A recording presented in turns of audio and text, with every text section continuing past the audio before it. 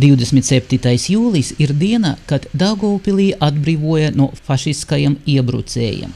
Šodien Daugavpils domes vadība nolika ziedus pie memoriāla Dubrovina parkā, Brāļu kapos un citas karavīru piemiņas vietās. Saistībā ar šo dienu Daugavpils muzejā ir sagatavota izstāde Cīņas par Daugavpilī, kas veltīta Daugavpils atbrīvošanai. Izstāde eksponētas to dienu fotogrāfijas, dokumenti un relikvijas.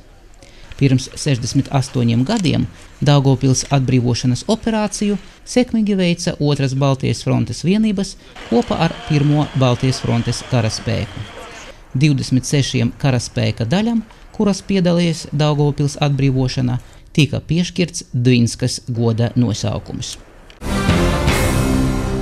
26. jūlija domes sēdē deputāti apstiprināja Daugavpils domes budžeta grozījumus, kas paredz budžeta ieņēmumu daļas palielinājumu uz apmēram 500 000 latu. Pateicoties ieņēmumu palielinājumam, būtiskā daļā no šiem līdzekļiem tiks izlietota izglītības jomai. Tā vairāk nekā 10 000 latu būs iedalīti latviešu valodas kursu turpināšanai no septembra mēneša. Vēl tiks iedalīta nauda bērnu dārzu remontiem, kā arī 26 000 latu iedalīs gultiņu iegādēji bērnu dārziem. 25. jūlijā Daugavpils domes prieksēdētājs pirmais vietnieks Vitālijs Azarevičs apmeklēja pilsētas bērnu dārzus, lai uz vietas apsekot nepieciešamos darbu apjomus. Galvenais prioritātes šobrīd par papildu finansējumu noteiktīs ir pirmskolas izglītības iestādes, kur sen jau nav atjaunoti žogi, kur viena otrā bērndārza tek jumti, nojūmes arī nav atbilstoša stāvokli.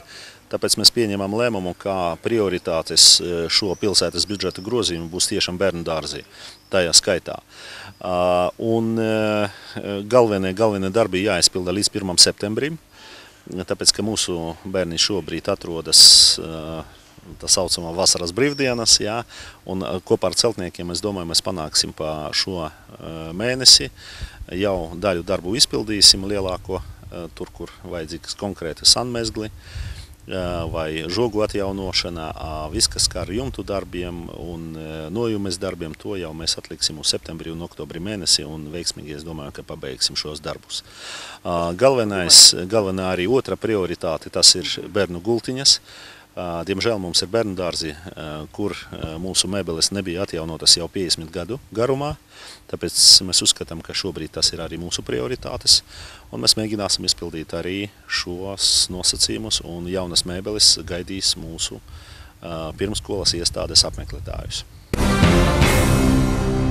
Labiekārtošanas darbi mūsu pilsētā turpinās. Jaunajā Forštatē Aveņu ielā pretī 16. vidusskolai renovē zālienu. Tagad tas vairs nav smilšains tūkstnesis, kas bija šeit pāris gadu atpakaļ.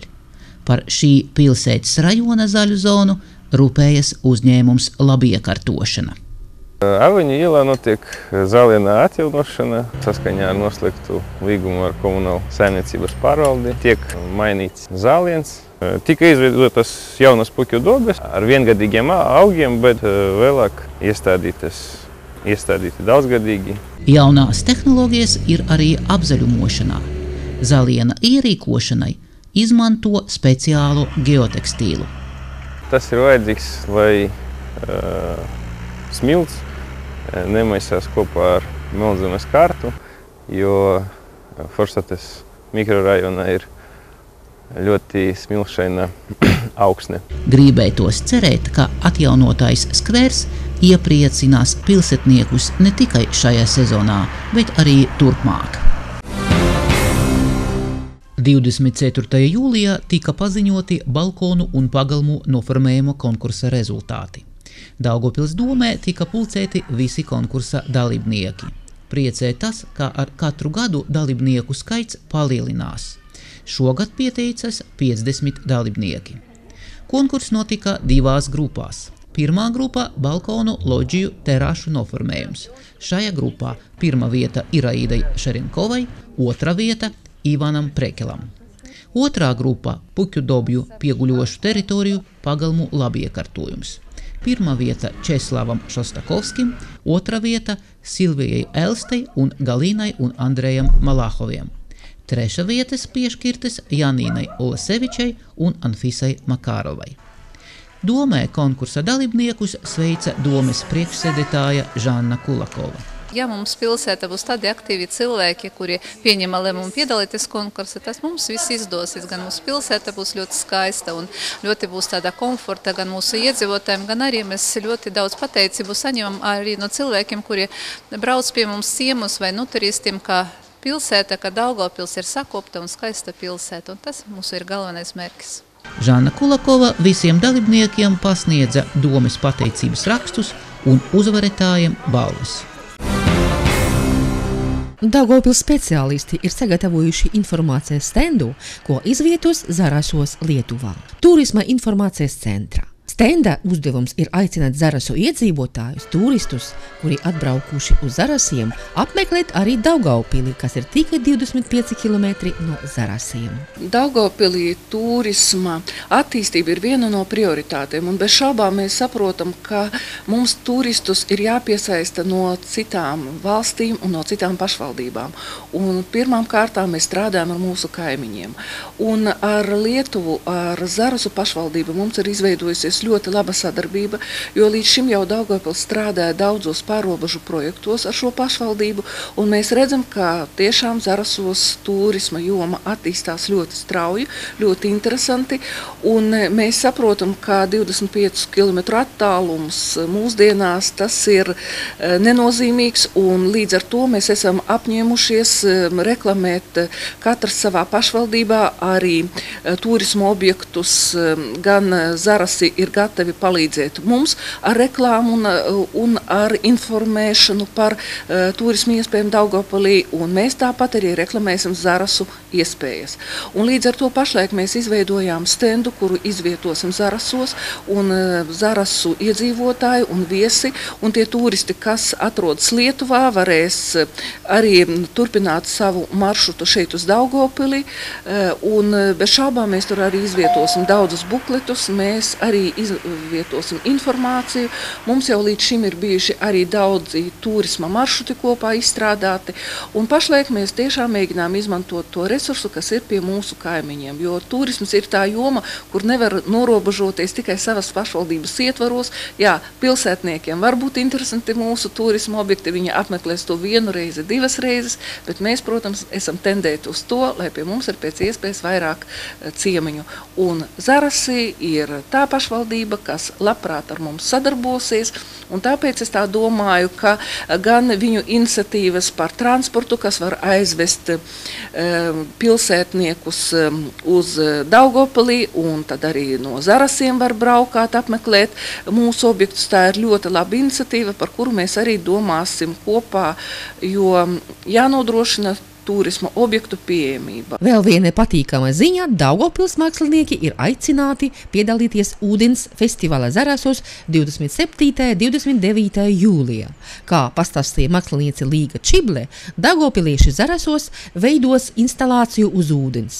Mākslinieki pavestīja arī par instalācijas ideju sveiciens Olimpiskajām spēlēm Londonā.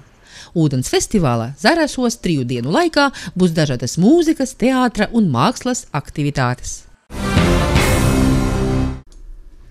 24. jūlijā Sociālās aprūpes un rehabilitācijas dienas centrā atveras ergoterapijas kabinets. Ergoterapeits ir augsti kvalificēts specialists, kas pielietojot mērķtiecīgus vingrinājumus vai spēli, cenšas novērst pēc saslimšanas radušas komplikācijas un veicina individa neatkarību ikdienā. Kabinets atvērts pateicoties Sociāllietu pārvaldes un biedrības Avolīna sadarbībai. Ergoterapeita pakalpojumi ieteicami pacientiem ar neiroloģiskām saslimšanām, bērniem ar autismu, Dauna sindromu, artrītu, pēcroku traumām, bērniem ar diagnozi hiperaktivitāte. Savā darbā ergoterapeiti izmanto dažus paliklīdzekļus. Karote ar pielāgotu leņķi. Attiecīgi, kādā rokā ir bojājums, tādā rociņā mēs varam pielāgot karotīt, lai cilvēks spētu pārēst neatkarīgi pats ikdienā. Kā arī dakšiņa, piemēram, un nazis ar pielāgotu leņķi, kam ir traucēta kustības, nevar pacelt rociņu augšā, viņš spēj griezt ar nazi veiksmīgāk produktus. Speciāli dārzeņu izotājs pielāgots ar palielinātu satvērienu cilvēkiem, kam ir problēmas ar locītavām.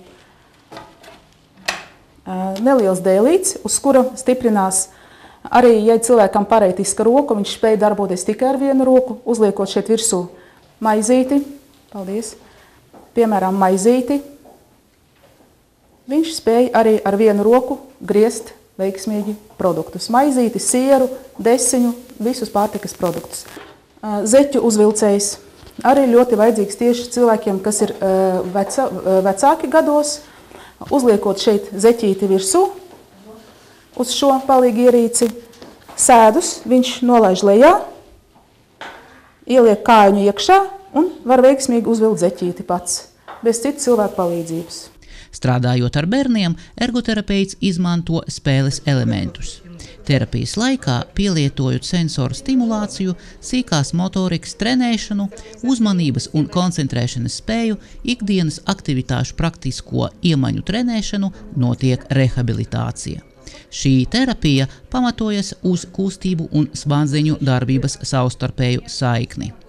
Sīkāk iepazīties ar ergoterapeita darbu būs iespējams festivālā Laimīga ģimene, kas notiks 26. augustā Daugavpils centrālajā parkā. Daugavpils dome 27. jūlijā bija aicināti Latvijas olimpiādes zelta medaļu ieguvēji un viņu treneri. Domes vadība pateicas par uzvarām un pasniedza pateicības rakstus, kā arī naudas prēmijas. Šādu lēmumu pieņēma domes deputāti. Pirms apbalvošanas ceremonijas klāt esošiem tika demonstrēts videomateriāls par olimpiādi. Daugavpils domes priekšsēdētāja Žanna Kulakova izteica prieku par Daugavpils sportistu sasniegumiem un uzsvera, ka zāle seš Daugavpils zelts. Tā patiešām ir, jo pulcējušies bija zelta medaļu ieguvēji. Žanna Kulakova uzskata, ka sasniegumi profesionālajā sportā ir lielisks piemērs un stimuls arī citiem nodarboties ar sportu un uztvert veselīgu dzīvesveidu. Šis gads ir īpašs mūsu pilsētai. Šis ir sporta gads. Mēs veltījām sportā arī pilsētas svētkos. Un īpaši patīkami ir tas, ka Latvijas olimpiādē, viena no galvenajiem sporta pasākumiem valstī, Daugavpils komanda ieguva 3. vietu. Savus sportistus šīm sacensībām delegēja vairāk nekā 100 komandas, un to kopējais skaits sasniedza vairāk nekā 4000. Kopvērtējumā Daugavpils ieguva 19 zelta, 12 sudraba un 20 bronzas gotalgās. Daugavpils pašvaldība šogad pirmā reize iedalīja līdzekļus dažādu sporta veidu treneru apbalvošanai. Tā kā tieši viņu darbs pirms Latvijas olimpiādas ļāva mūsu sportistiem sasniegt augstus rezultātus. Mēs lepojamies ar mūsu sportistiem, jo viņi pierādīja, ka Daugavpils ir sporta pilsēta. Sporta pārvaldes vadītājs Aleksandrs Isakovs pateicās par darbu, profesionalitāti un pacietību, un domes deputātiem teica paldies par piešķirtajiem līdzekļiem prēmijam. Zelts tika izcīnīts grieķu romiešu, brīvajā ciņā, vieglatlētika, peldešanā, šaušana, paukošana, boksa, bet līderis mūsu svārcelāji 5 zelta medaļas.